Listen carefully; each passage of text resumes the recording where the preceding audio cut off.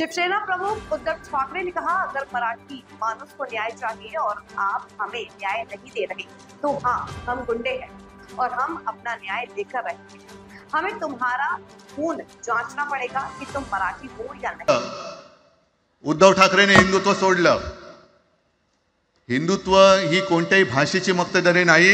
आम्ही अस्सल मराठी बोलणारे तुमच्यापेक्षा जास्त कडवट कट्टर देशाभिमानी हिंदू आहोत। तुम्ही काय आम्हाला हिंदुत्व शिकवताय? अरे 92-93 साली जेव्हा जे काय घडलं, देशद्रोही मातले होते, तेव्हा मुंबईतल्या अमराठी लोकांना सुद्धा हिंदू म्हणून माझ्या शिवसैनिकांनी, शिवसेना प्रमुखांच्या शिवसैनिकांनी व मराठी माणसांनी वाचवलेलं आहे। आणि देवेंद्र फडणवीस आज जे बोललेत, बातमी आली सगळीकडे, मी इकडे बातम्या आणल्यात। भाषेच्या नावाखाली गुंडगिरी सहन केली जाणार नाही।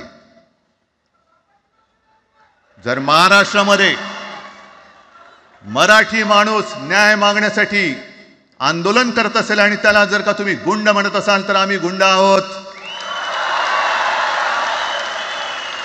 आम्ही गुंड।